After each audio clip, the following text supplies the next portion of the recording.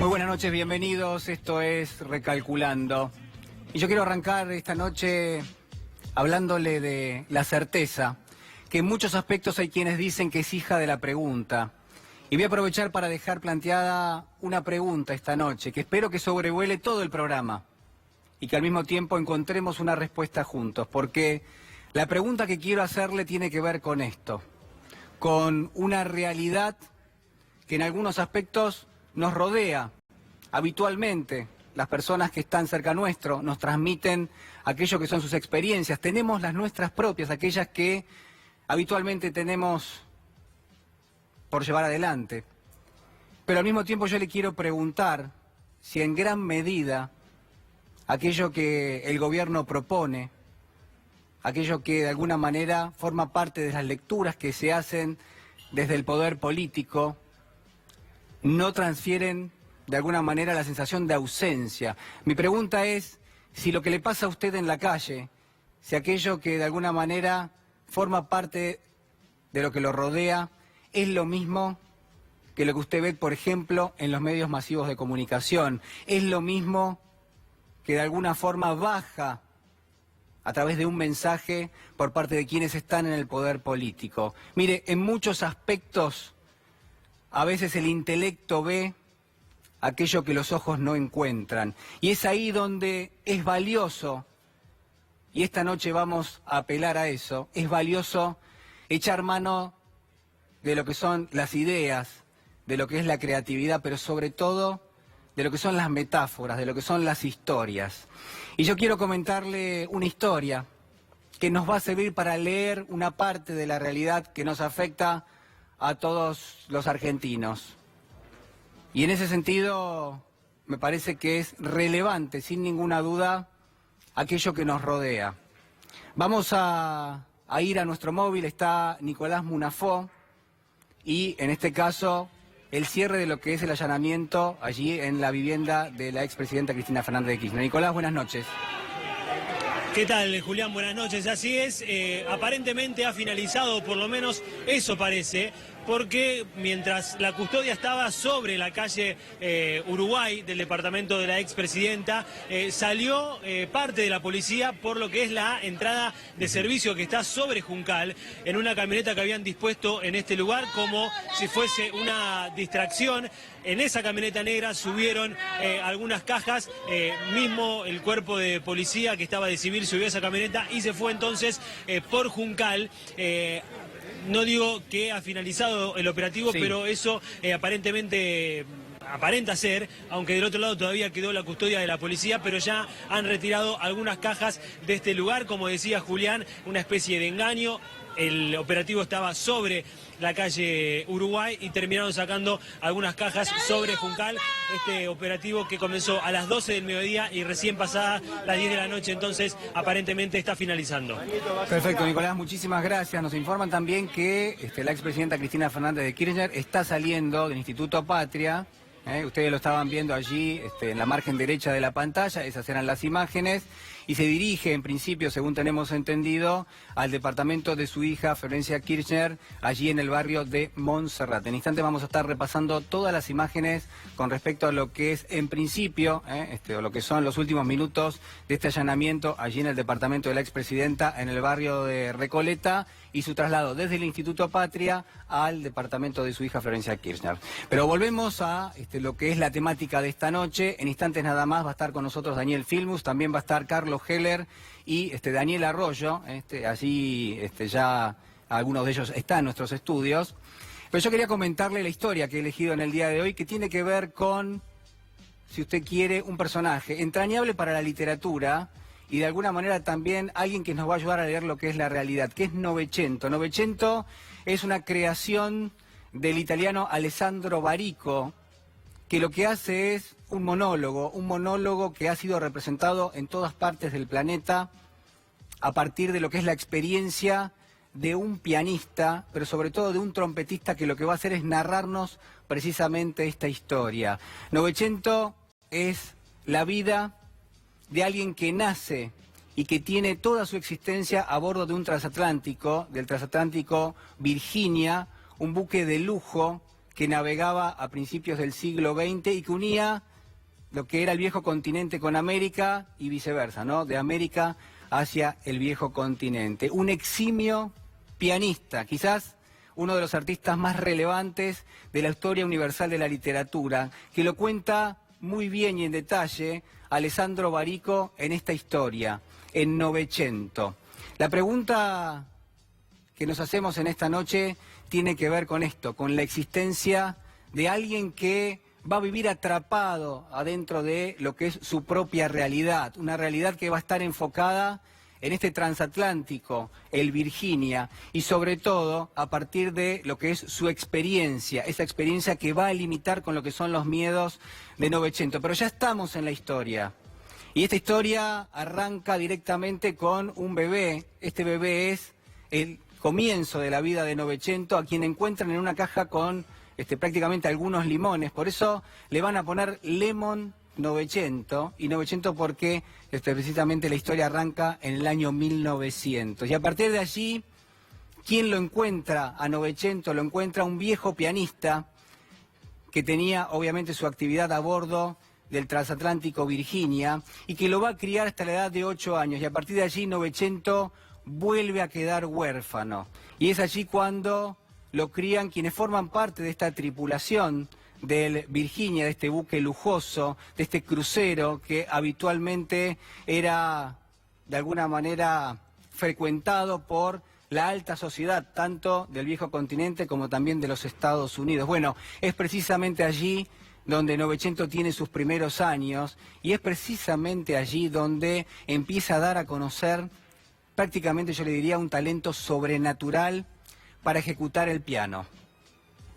Claramente, en muy pocos años, Novecento se transformó en la atracción principal del buque Virginia. Había quienes directamente se subían a ese barco de dimensiones formidables para escuchar la música que interpretaba Novecento cada noche. Porque está claro que van pasando los años. Novecento es alguien que de alguna manera responde ya casi a una leyenda. Es el eximio pianista, es el único pianista en el mundo que lo único que hace es tocar el piano a bordo de un transatlántico, y es entonces cuando su fama lo precede, cuando su fama realmente, si usted quiere, lo gobierna.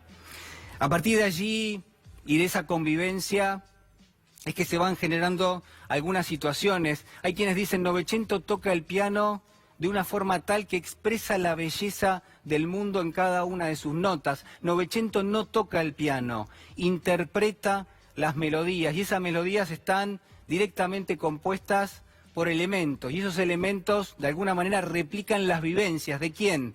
De Novecento, pero sobre todo de los pasajeros del Virginia, que son los que le transmiten a Novecento toda una paleta cromática de notas y colores, porque Novecento nunca baja de ese buque y tiene toda su existencia precisamente allí. El mundo de Novecento es un mundo que está compuesto, yo le decía, por aquello que le van diciendo los pasajeros. Es un mundo que tiene sus límites muy demarcados. Esos límites operan directamente donde termina lo que es el dominio del buque, de este transatlántico, y a partir de allí entonces toda la historia que se desarrolla prácticamente desde comienzos del siglo XX hasta la época de la posguerra, de la Segunda Guerra Mundial.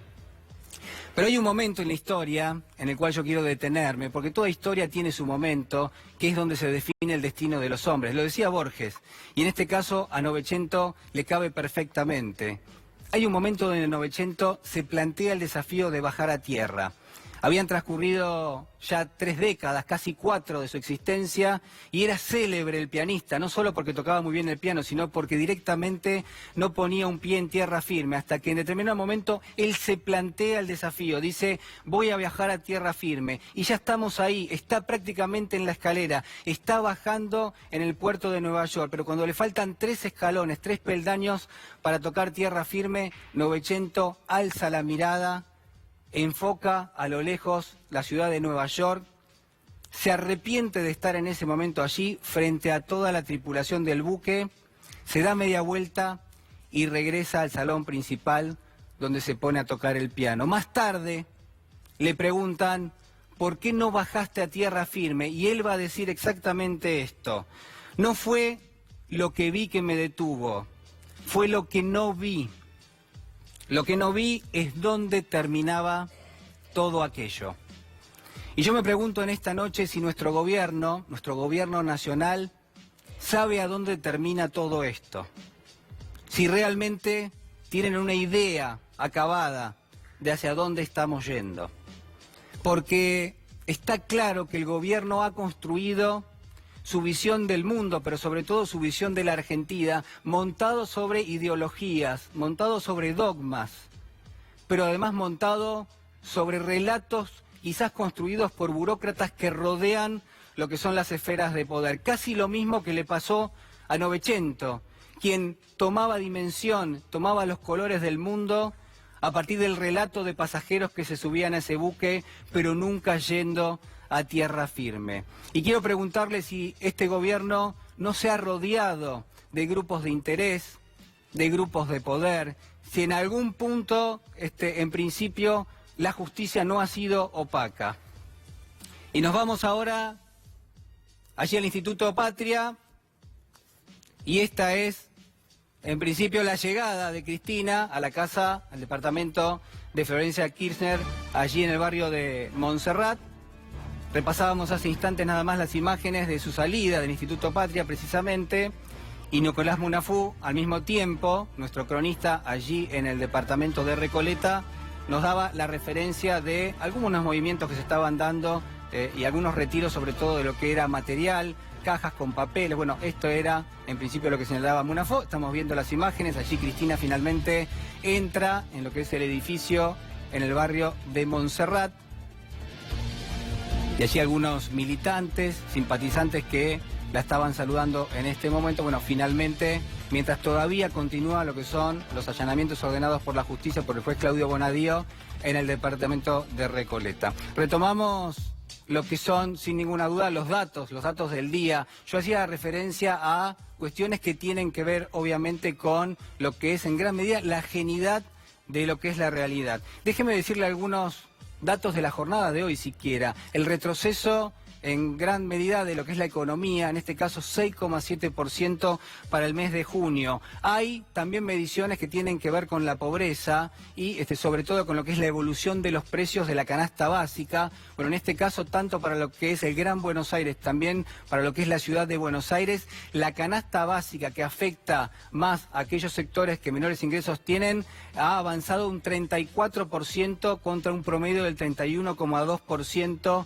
en lo que son las mediciones del índice general de precios, y esto se explica claramente por la evolución de los alimentos. Los alimentos suben por encima del promedio de lo que es la economía. Pero además, déjeme hablarle de las expectativas de inflación, porque se ubican por encima del 35% y ya hay algunas consultoras que están hablando de una inflación del 40%. Claro, usted dirá, pero los docentes están negociando y les ofrecen un 15, un 19%. Bueno, de eso se trata, de contrastar aquello que el gobierno está proponiendo con lo que es la realidad y lo que muchísimos trabajadores del sector de la economía están reclamando.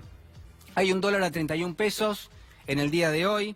Hay además una devaluación, o en todo caso un salto del dólar del 61% en apenas 12 meses, y esto obviamente ha generado un salto en los precios. Tengo más datos, quizás el más relevante, yo le daba recién, el dato de junio de lo que es la actividad económica, una caída del 6,7%, un frenazo total de la economía, y en este sentido, además, plantearle que falta solamente un mes para que la Argentina esté oficialmente en recesión, para que se den 4 meses consecutivos de un recorte realmente importante en la actividad económica. El gobierno del presidente Macri se comprometió en gran medida a evaluar sus resultados en función de lo que sea las políticas aplicadas a la pobreza. Hasta ahora, al menos, el saldo ha sido negativo. Incluso la Universidad Católica ya adelantó que la pobreza va a volver a medir por encima del 30 o del 31%. Va a haber en algunas semanas nada más información que nos va a mostrar que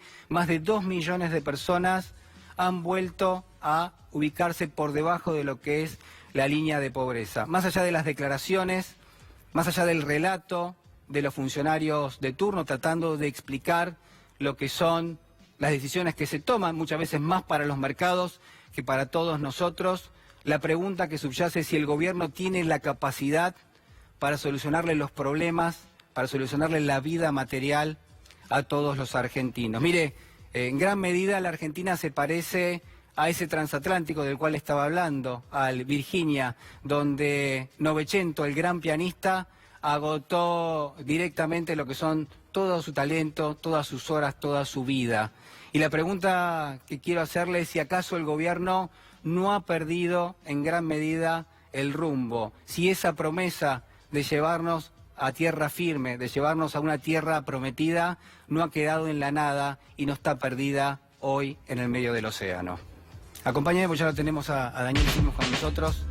¿Cómo le va, Filmus? Buenas noches. ¿Qué tal? ¿Cómo estamos? ¿Cómo está? Muy bien. ¿Todo bien? ¿Qué pasa con...? Yo hablaba recién de lo que es la educación, ¿no? Y de los planteos que hacen los docentes. Uno repasa lo que son los datos, los últimos datos, los del día de hoy directamente, y las proyecciones de inflación están arrojando entre un 35 y un 40%, versus lo que es una negociación paritaria que parece estancada en el tiempo y ya hoy con medidas de fuerza realmente muy fuertes, sobre todo en las universidades. Sí, bueno, no tenemos una situación como la actual desde...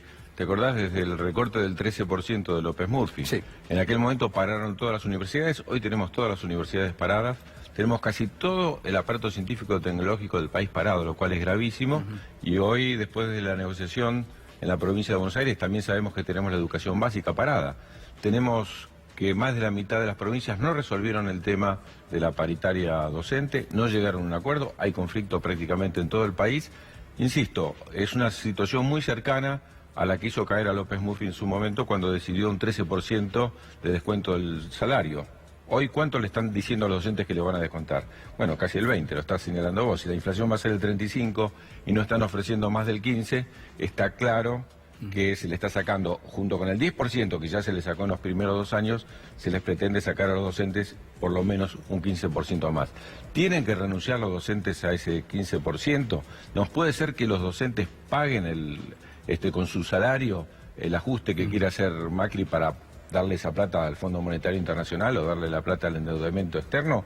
Bueno, la verdad que no. Me parece que la lucha que estamos llevando adelante en las universidades y en las escuelas, que costó incluso 2 vidas, cosa que es gravísima por desatención a la situación edilicia en la provincia de Buenos Aires, merece que haya realmente un descontento generalizado y que haya medidas de lucha que el gobierno tiene que escuchar. Ahora, yo escuchaba lo que decías vos recién de lo de Barico y me parecía excelente.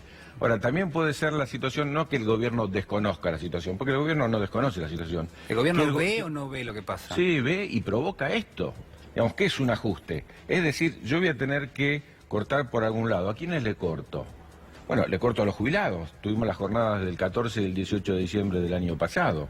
¿A quiénes más le corto? A los que tienen asignación universal por hijo, hasta aquellos que reciben las pensiones por Malvinas. ¿A quiénes les recorto? Le recorto a los docentes. ¿A quiénes? A los trabajadores públicos.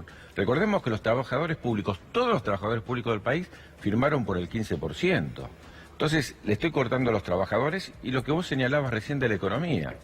No se vio una caída así de la economía en mucho tiempo. Sí, 9 años, ¿no? Exactamente, y golpea fundamentalmente, como dijiste vos, a los más humildes y en el caso de la alimentación.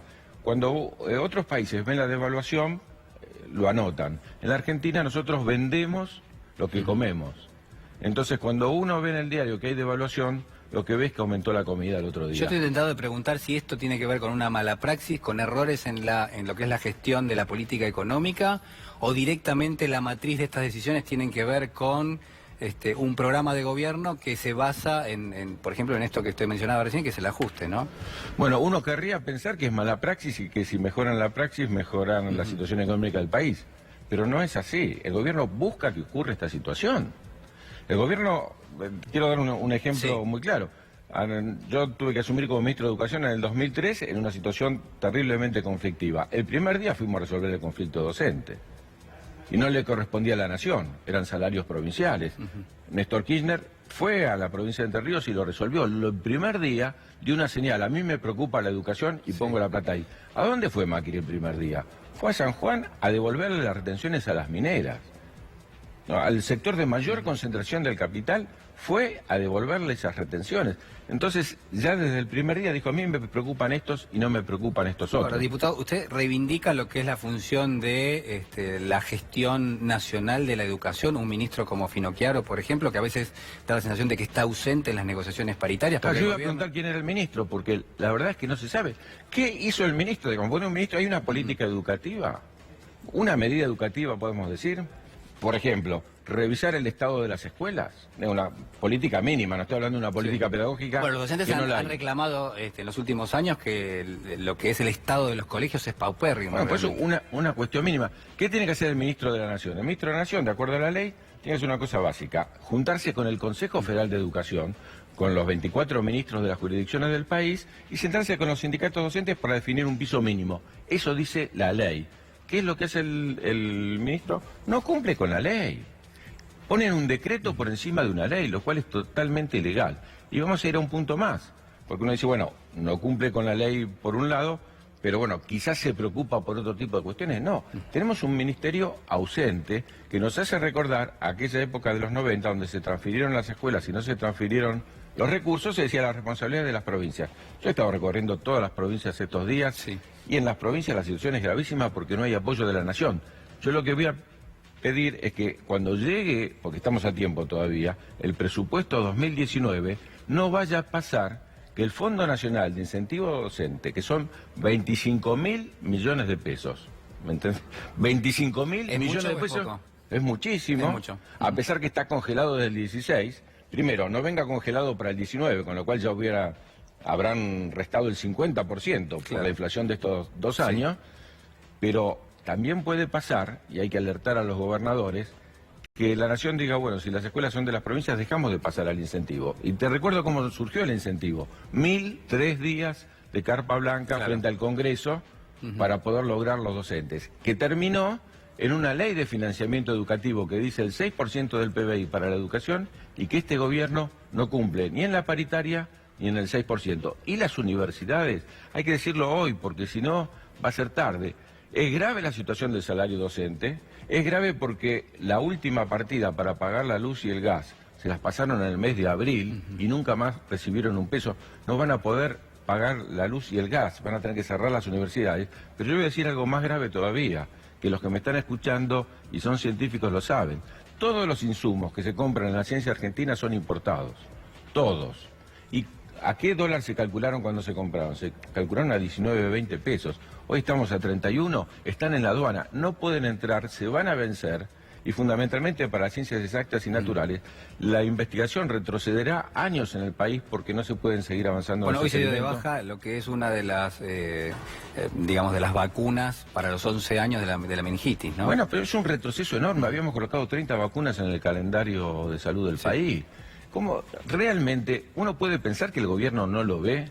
¿Puede pensar que el gobierno no lo escucha? ¿O lo ve, lo escucha y hace circo para taparlo? Ahora, hay una contradicción entre un gobierno que lo que propone es la meritocracia, que lo que propone es que la educación es la base, se supone, para el desarrollo, y un gobierno que no le da presupuesto a la educación o que le retasea el salario a los docentes. Digo, ¿cómo se entiende que esas dos posiciones puedan coexistir? Bueno, porque el tema de la meritocracia está basado en una idea de la ley 1420. Hay meritocracia, es el mérito lo que define si vos tenés igualdad de posibilidades. Si no, es la cuna la que define. Si un chico tiene escuela, y vamos a parafrasear a Macri, ¿pero usted está de acuerdo con y la otro cae en la escuela pública, no, yo digo, existiría meritocracia, en serio. Esto, lo que dice el gobierno, es falsa meritocracia. La meritocracia es el triunfo del mérito, pero si uno come y otro no come, no estás compitiendo con el mérito. Si uno tiene en su casa computadora y al otro le damos la computadora en la escuela y ahora ya no se la das más, ya no es el mérito, es la cuna la que está determinando. Y entonces tenés un ministro de Educación que dijo, yo soy un gerente de recursos humanos, no soy ministro de Educación, se acabó entonces la idea del mérito, porque lo que está haciendo él es maximizando ganancias. Eso hace un empresario puesto en la educación. Y en segundo lugar, el tema principal, te insisto, de la educación desde la 1420, y orgullosamente los argentinos defendemos la escuela pública y la universidad pública, porque permite que haya igualdad de posibilidades. Cuando cae tanto la escuela pública como está cayendo últimamente, no cabe duda de que lo que se privilegia únicamente es la escuela privada, que es desde donde salieron todos los ministros del actual gobierno, de donde salió Macri, y donde se enorgullecen de enarbolar la bandera de lo privado frente a algo que el mercado no resuelve bien. El mercado resuelve bien ciertos temas. Ahora, los temas de derecho, lo que son derechos de las personas, de las necesidades de nuestra gente, el mercado no lo resuelve. Para eso está el Estado. Y el Estado, para este gobierno, es algo que está de más y que lo quieren hacer retroceder, e insisto, que sea el mercado el que resuelva. La diferencia entre meritocracia y falsa meritocracia es que uno es el esfuerzo y el mérito. Lo otro es dejar librado cada uno a su suerte. Es una fantasía, es un mito que quien nace en una situación de carencia, una situación de pobreza, por ejemplo en la provincia de Buenos Aires, puede llegar a la universidad, como en algún caso se esbozó desde la gobernación de la provincia. De ninguna manera, eso no hace falta ser muy estudioso. No solo en las universidades del Gran Buenos Aires, estuvimos en varias universidades del interior, cuando vos mirás las estadísticas, para que tengas una idea, el 40% de los que ya van a la secundaria, hoy, investigación de Salvia, la presentamos en el Congreso la semana pasada, el 40% de los que van a la secundaria en la Argentina son primera generación en la secundaria. Y en la universidad, en promedio en las universidades, más del 60%, en las de Gran Buenos Aires como el 90%, más del 60% son primera generación en la universidad. Nosotros somos el país de América Latina que tiene más estudiantes universitarios. Somos el país de América Latina que más invierte en universidad, fuimos, por lo menos hasta este gobierno, que invierte más en universidad, que tiene más profesionales por habitante. Realmente Argentina es un ejemplo, es el que tiene más universidades o carreras dentro de las 100 más importantes universidades del mundo. Bueno, vienen estudiantes del extranjero, ¿no?, a cursar en la Argentina. Orgullosamente nosotros podemos exhibir que somos un lugar de excelencia. Solo Argentina, para decir, Argentina tiene 3 premios Nobel en ciencias duras. Tiene Argentina solo más premios Nobel en ciencias duras que todo el hemisferio sur, para tener un parangón. Y eso se va a cortar, o lo está cortando este gobierno, cuando golpea lo que tenemos que defender. Se cumplen 100 años de la reforma universitaria este año. Entonces, atacar a la universidad, como está haciendo, y dolorosamente hay que decirlo, que dentro de este gobierno hay sectores del radicalismo que fueron protagonistas de la reforma universitaria y hoy le están dando la espalda a los principios básicos que marcó esa universidad, que tiene que ver fundamentalmente con la igualdad de posibilidades. ¿Qué mirada tiene? La verdad que le agradezco muchísimo por estar aquí, sabemos que tenía muchos compromisos, pero se hizo un tiempito. ¿Qué mirada tiene de lo que es la realidad económica? Hoy fue un día con datos realmente, digo, lamentables, ¿no? Retroceso en junio del 6,7% de lo que es la actividad económica. Había otros datos como la evolución de los precios para aquellos sectores de menores recursos del 34% en los últimos 12 meses. Digo, pero te doy un dato más grave todavía. Hoy, que se conoció hoy, ¿cuánto aumentó el déficit de la balanza de pagos argentina? Claro. Es decir, en el momento de la mayor recesión, nosotros aumentamos 11% la importación de productos manufacturados. Quiere decir que primero vendemos poco. Lleva muchísimo tiempo, 19 meses consecutivos prácticamente. Exactamente. Quiere decir que vendemos poco, el mercado interno está totalmente deteriorado, pero al mismo tiempo compramos chucherías afuera, compramos espejitos de colores afuera, lo que se fabrica en Argentina, compramos trabajo afuera. No solo de que se corta el mercado interno, sino que reemplazamos lo que vendemos, lo interno, por lo extranjero. Entonces, no es que el gobierno mira para el otro lado. El gobierno quiere destruir la industria argentina, quiere que nosotros no tengamos trabajadores. Fíjate otro dato más de hoy. El empleo. Es decir, el gobierno se vanaglorió de que no tenemos más trabajo registrado, es decir, no tenemos más trabajadores, pero crecimos. ¿En qué? En cuentapropismo, en trabajo informal. Hay una precarización, ¿no? Exactamente. Bueno, hoy empezó a bajar también, los datos de hoy muestran que empezó a bajar hasta el trabajo precario. Una realidad que... Estamos expulsando del mercado de trabajo aún aquellos que el gobierno se van a golear y decir, bueno, no tenemos más trabajadores formales, pero por lo menos ingresan con algún rebusque al trabajo informal. También la estadística de hoy muestra que bajó el trabajo informal. Realmente la situación es grave y termino diciéndote simplemente esto. Va a ser peor. No hay ningún indicador que muestre que eso está por revertir y tenemos un gobierno mucho más preocupado en caerle bien al Fondo Monetario y mostrar que cumple con el Fondo Monetario y mostrarle orgulloso, mirá cómo castigo el pueblo argentino para cumplir con el Fondo Monetario, que atender esas necesidades de las cuales vos hablabas al principio, de los más humildes y de los que más lo necesitan. Daniel Filmus, muchas gracias por estar con nosotros. Gracias por la invitación. Gracias, muy amable. Síganme porque vamos a repasar lo que ha sido uno de los datos centrales del día. En instantes ya va a estar con nosotros Carlos Heller para hacer una evaluación, ¿no?, de lo que es la realidad desde el punto de vista financiero y también económico. Pero el dato tiene que ver con este retroceso formidable, en términos literales lo digo, de lo que es la actividad económica para el mes de junio del 6,7%. ¿Cómo se explica este frenazo de la economía, el tercero consecutivo y el primero que lo que va a hacer es va a volcar de positivo a negativo lo que es el acumulado a lo largo del año? Bueno, se explica en gran medida, casi en un 80%, por dos componentes fundamentales. Por un lado, lo que es la actividad relacionada con el agro, a través de lo que es la sequía. El retroceso es prácticamente, lo tengo aquí, del 31% en lo que son las comparaciones interanuales. Y después lo que ha caído muchísimo es el comercio mayorista y el comercio minorista. Y esto tiene que ver, obviamente, con la caída, el retroceso desde el punto de vista del poder adquisitivo. Hay menor cantidad de transacciones económicas en lo que son esos sectores. Eso, en definitiva, lo que genera es menor actividad, menor generación de puestos de trabajo, lo decía recién el diputado Daniel Filmus, y a partir de allí lo que es un mapa que preocupa y mucho. Este retroceso del 6,7, el tercero consecutivo, y hay quienes anticipan, bueno, que obviamente en el mes de julio también se va a tener un dato negativo y la Argentina va a entrar oficialmente en lo que es una recesión económica. Para pensar es cómo se sale de esta situación y cuando uno revisa lo que son las proyecciones, bueno, lo que nos espera es más de lo mismo, Nos espera nuevos retrocesos de aquí hasta fin de año y las preguntas también tienen que ver con lo que es la generación de puestos de trabajo. Acompáñeme, pues ya lo tenemos a Carlos Heller. Voy y vengo, Heller, hoy es una noche transitada. ¿Cómo está? Tal? ¿Qué dice? ¿Cómo anda? Muy bien.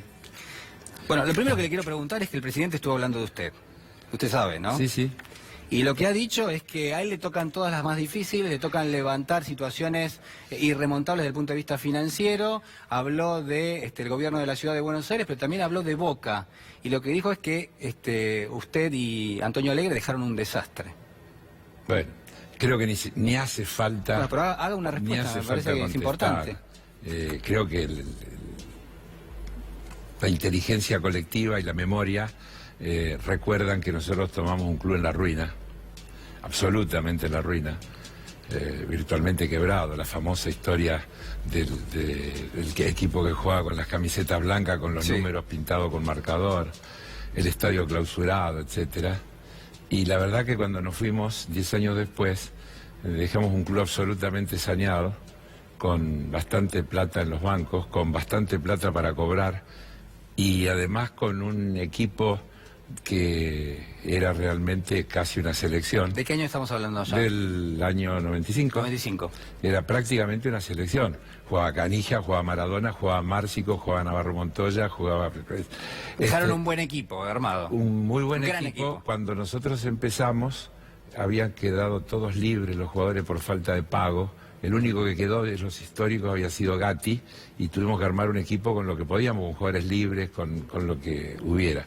Pero además me extraña, o no me extraña, pero yo tengo un recuerdo de Macri, qué sé yo, hace unos cuantos años atrás, por allá por el 2005, en la que habla de mí.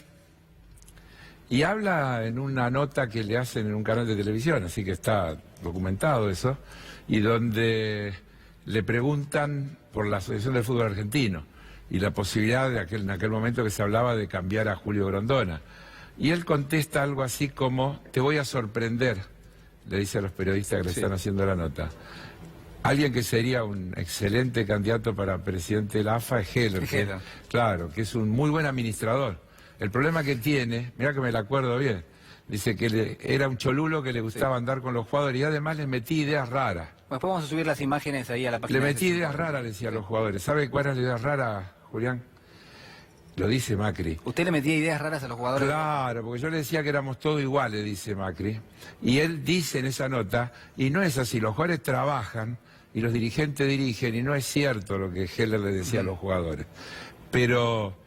luego los periodistas cuando me interrogan dicen: pero ¿a vos cómo te cae? Mirá que vos sabés que tenés una rivalidad política y demás, pero te elogió muchísimo, diga que vos sos un gran administrador, así que no sé de dónde le salió esto.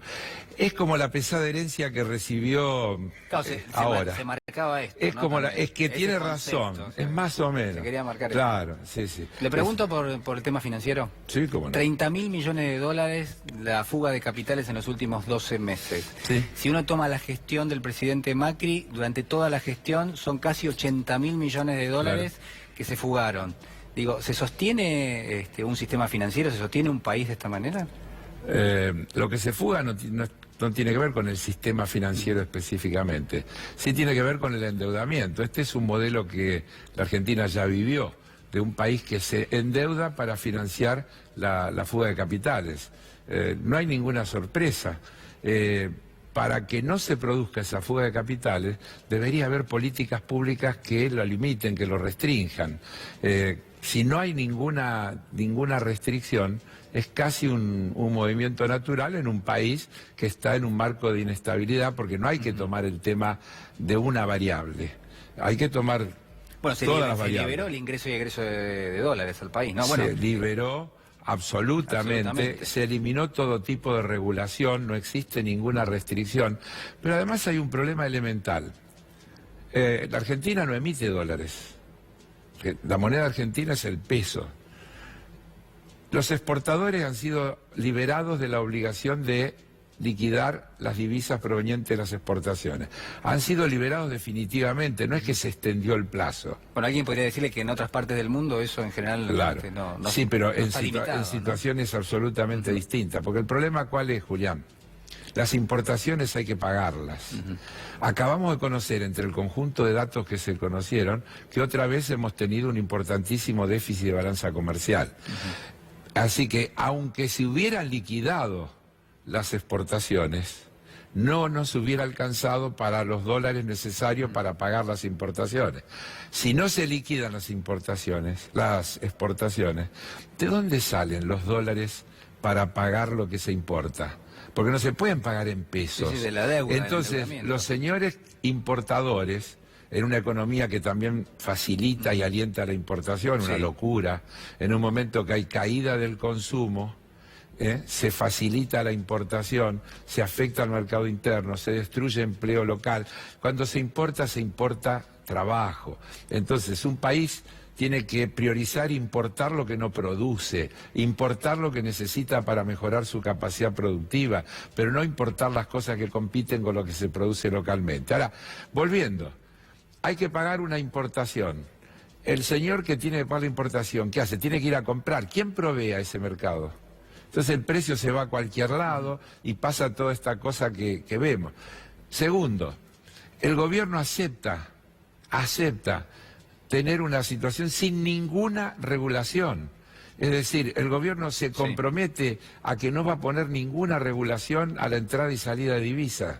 En un país con esa cultura bimonetaria que tienen los argentinos, si no administras una cosa escasa como son los dólares, inevitablemente te va a pasar lo que te está pasando. Carlos, ¿cuál es la realidad del pequeño comercio, la realidad del empresario pyme, la realidad de aquel que hoy necesita algún recurso financiero para poder subsistir y que lo que se ve de frente es que le bajó el consumo, que le subieron las tarifas, que tuvo que de alguna manera comerse la rentabilidad que tenía para poder subsistir y seguir manteniendo los empleos? Digo, ¿cómo funciona eso hoy en la economía real? Así tal cual vos lo acabas de describir, es decir, no sé qué le puedo agregar yo a eso. Lo que pasa es que es una locura, por eso, si hay libertad para importar compitiendo con lo que se produce localmente, si lo que se produce localmente baja la demanda de los consumidores, si la financiación tiene tasas exorbitantes que superan notablemente la tasa de ganancia a la que esos comerciantes o esas pequeñas industrias pueden aspirar, invariablemente el resultado es una ecuación que no cierra. Entonces son empresas que bajan la persiana. Primero despiden a sus trabajadores, achican las dotaciones, suspenden, dan vacaciones. ¿Pero se puede seguir así? Digamos, se sostiene en lo que son los sectores del comercio minorista, los pequeños productores, las industrias a en ver, general. si vos tenés, vamos a decirlo de una manera muy simple, es maltusiano el tema, vos tenés 10 comercios que venden zapatos. hay crisis, se funden 3, sí. un poquito de lo que vendían esos 3 le queda a los otros 7 y se reacomoda. Se concentran El los tema sectores. es el costo que eso tiene en términos de trabajo, en términos de vida, en términos de actividad económica, etcétera, y sobre todo en términos de perspectiva futura, es tremendo. Siempre va a haber una recomposición. Baja el consumo de lo que quieras, se reagrupa y alguno subsiste. Y el que subsiste tira otra vez. Todos estos días se ha estado hablando de la crisis griega. 8 años de ajuste. Resultado, 1/4 del Producto Bruto menos. Sí, es decir, se un achicó un recorte. 25%. Se achicó la economía. 20% de desempleo. Deuda récord. 180% en relación del Producto Bruto. ¿Eso es el espejo de Argentina? Porque Argentina está recorriendo el camino que Grecia empezó a recorrer hace 8 años. Carlos, muchísimas gracias. Gracias por a estar con vos. nosotros. Saludo. Gracias. Chau. Bueno, síganme porque repasamos ahora lo que es el segundo dato del día, quizás también de los más relevantes de la semana. Esto es el salto del dólar. Yo le decía recién, el salto del dólar en los últimos 12 meses es del 61%, 31 pesos, prácticamente 30,99 en algunas casas de cambio en el día de hoy. Y la pregunta que pocos de alguna manera transmiten, pero que está presente, es si la Argentina va a poder pagar lo que son sus compromisos. Aunque a usted le parezca mentira, hoy la pregunta que recorre lo que son las principales compañías financieras, los bancos de inversión, a los inversores en el exterior, es directamente si la Argentina tiene dólares suficientes para pagar lo que son sus compromisos desde el punto de vista de la deuda que se ha emitido en los últimos años. Y la respuesta, bueno, todavía la respuesta obviamente no está clara, pero lo que estamos viendo es que hay una caída fuerte de los activos argentinos en el mundo. Esto es, se venden los bonos argentinos porque quien tenía precisamente esos bonos desconfía de que, no de que de alguna manera esos bonos terminen pagando en lo inmediato, pero sí de que en el mediano plazo la desconfianza empieza a hacer que otros inversores vendan esos títulos, vendan esas acciones, vendan esos bonos, eso de alguna manera lo haga caer de precio y en definitiva termine perjudicando lo que es la inversión de aquel que tiene todavía y que se supone que confía en que la Argentina va a tener suficientes dólares. Yo le hago esta pregunta, ¿la Argentina va a tener esa cantidad de dólares? Mire, por ahora al menos el gobierno está haciendo todos los esfuerzos por tratar de llevar tranquilidad. De hecho, el titular del Banco Central, estoy hablando de Luis Caputo, bueno, viajó precisamente a los Estados Unidos en las últimas horas para hablar cara a cara con los inversores y decirles que la Argentina tiene los recursos para cerrar este año y quizás también para cerrar lo que son los compromisos financieros el año próximo. También lo que hay que plantear allí es la Argentina buscando otros recursos que no sean los del Fondo Monetario Internacional, por caso lo que ha sido el swap con China, por un lado, y también un préstamo de 1.500 millones de dólares por parte de la Corporación Andina de Fomento. Y le dejo esto planteado porque me parece que también es importante. Hay quienes empiezan a hablar de la potencial reestructuración de deuda de la República Argentina. Preocupante, muchísimo realmente, y esto está haciendo que el riesgo país trepe día a día. Ya lo tenemos con nosotros a Daniel Arroyo, exministro, diputado. ¿Cómo estás? Muy bien. Arroyo, ¿cómo andás? Muy bien, un gusto. Bueno, yo daba algunos datos que tienen que ver con la pobreza, con la indigencia, datos también que tienen que ver con la evolución de los precios, obviamente, las canastas en general, que son aquellas que pagamos todos, pero que obviamente cuando suben más los alimentos afecta más a aquellos que menos tienen. Y lo que quiero pedirle es un mapa de dónde estamos parados en esa materia, ¿no? ¿La Argentina realmente está en una emergencia alimentaria, por ejemplo? Sí, la situación está empeorando mucho de mucho. En esencia yo diría que acá hay 3 problemas serios. Uno es que han subido mucho los alimentos, hay más gente en los comedores comunitarios, hay más chicos que se quedan a comer en las escuelas y nadie controla los 11 productos de la canasta básica. Primero, un problema alimentario. Cualquiera que vaya a un comedor va a haber gente grande, que no es lo común, que va a un comedor. Cualquiera que vaya a una escuela va a ver que se quedan los chicos del cupo del comedor escolar. Sí. Y los que no también, entonces la directora inventa, hace lo que puede, la cocinera estira. Hay un primer problema ahí. Un segundo problema es que está parado el tema del movimiento económico, del trabajo. Está parada la obra pública, están paradas las changas. El 35% de la Argentina es gasista, plomeros, carpintero, quien cose ropa en su casa. Ese sector gana menos plata que el año pasado. El año pasado trabajaba 5 veces por semana, ahora trabaja 2. Le cayó el poder adquisitivo. Le cayó el poder adquisitivo y le subieron los costos, porque subieron las todo. tarifas, por ejemplo. Por las tarifas, por Sí. los alimentos, todo. O sea, ese sector es el más endeudado de la Argentina. Gana menos y todo le sale más caro. Lo tercero que está pasando es que los planes sociales dejaron de ser colchón. Hoy es cierto que hay 9 millones de personas que reciben planes sociales todos los meses, pero son 1.500 pesos la asignación por hijo o 4.750 pesos una cooperativa ¿Se de trabajo. licúa el poder adquisitivo de las Se asignaciones? licúa. En esencia, le alcanzan a la persona para 5 días, para 7 días, para 10 días, no mucho más que eso. ¿Qué es lo que solía hacer la persona después de los planes sociales? Hacía changa, completaba con changa. Si a vos se te achican las changas, se te licúa el ingreso de los planes sociales y te suben los alimentos, vas a un conflicto. Para mí el resultado de todo eso es, por un lado, sobreendeudamiento, gente que se endeuda, y por otro lado, para mí se está rompiendo el contrato social. Una parte de la sociedad que se desenganchó, está enojadísima con el gobierno, está enojadísima con la política en general, siente que el Estado no está ahí, cada uno tiene que ir por la libre y arreglarse como puede. La sensación es, acá no hay nadie, el Estado no acompaña, yo tengo que encontrar la vuelta a lo que puedo. Ahí sale lo mejor, un pibe que se mata estudiando, o lo peor, el que vende droga, el que va al troque, lo que se puede.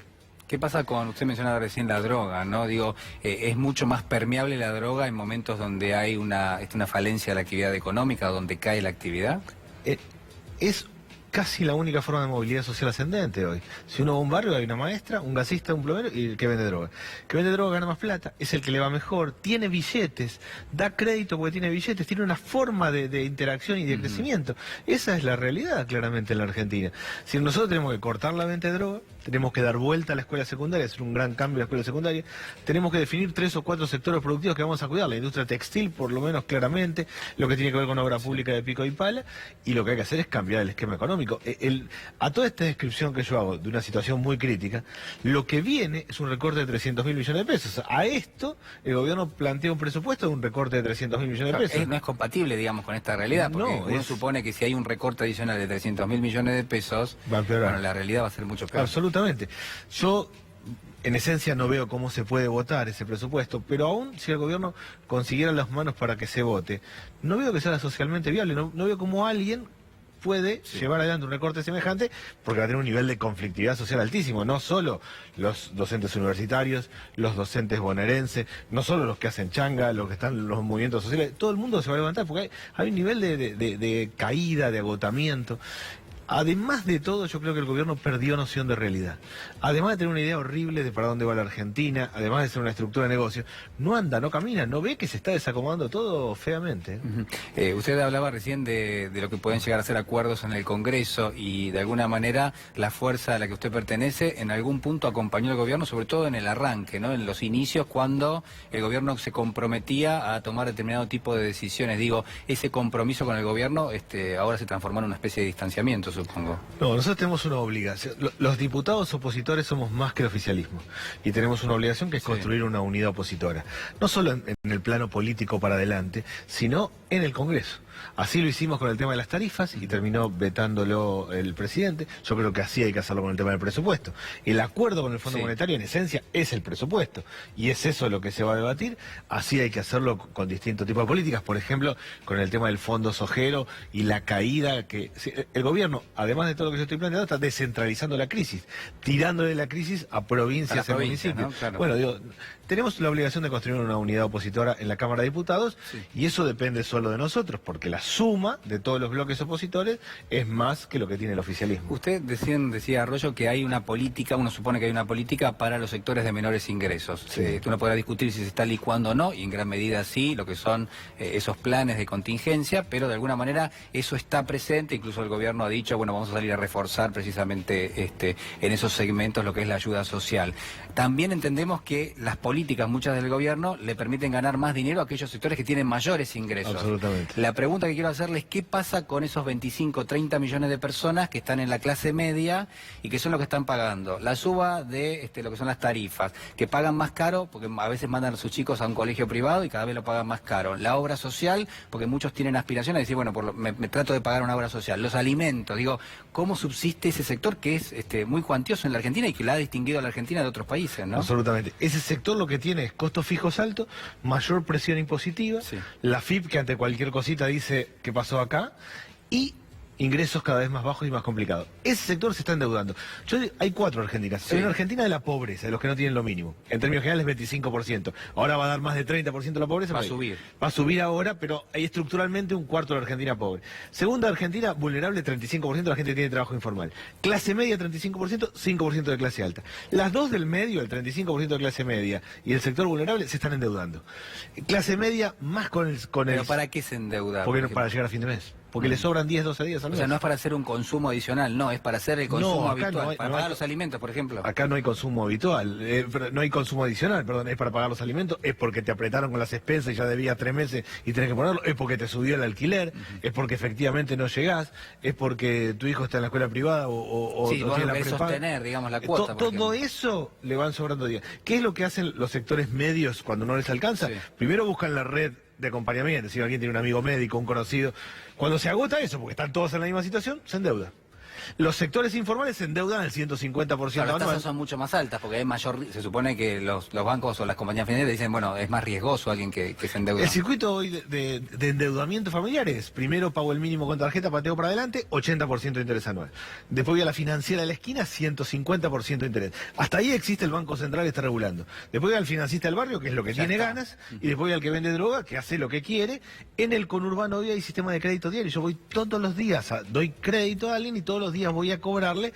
Ese es el sistema. El sobreendeudamiento de las familias, para mí, es la base del conflicto social que viene. Yo creo que el nivel de conflictividad va a crecer en la medida que se va haciendo una bola de endeudamiento que nadie puede parar. Hay un riesgo de...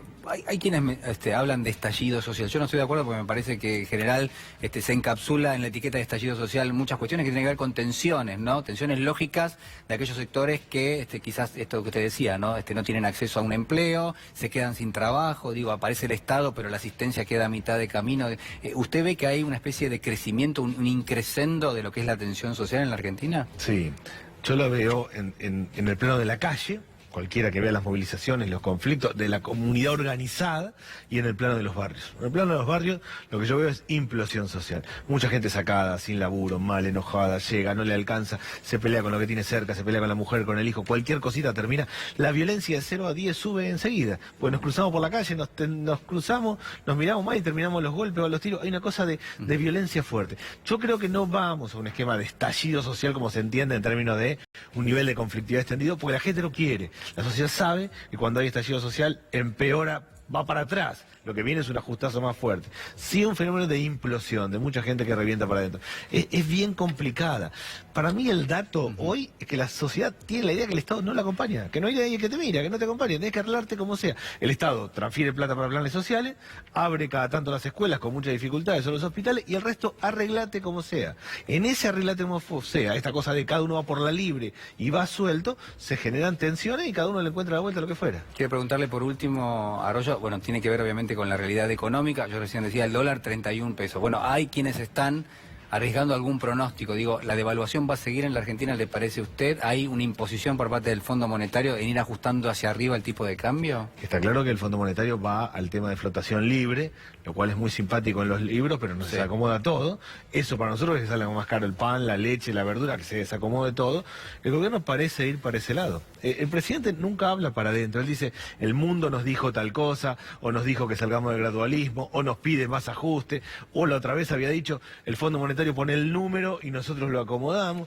Está claro que dejó de gobernar el gobierno. No hay el ministro de Economía que tenemos, en realidad lo que hace es articula el recorte que le pide el Fondo Monetario y no más que eso, y da la impresión de que vamos a una suba. Ahora, la suba de combustible, más la suba de tarifas, más la suba del dólar, es aumento de los alimentos. Si el gobierno, yo diría, una básica que tiene que hacer es tomar los 11 productos de la canasta básica y controlar y regular los precios. Mínimo. Si no, hace lo mínimo de lo mínimo, que es tomar los 11 productos de la canasta básica y regular, congelar el precio durante un tiempo, vamos a un nivel de conflicto más fuerte. Arroyo, muchísimas gracias por estar con nosotros. Gracias. Hacemos una pequeña pausa y ya regresamos.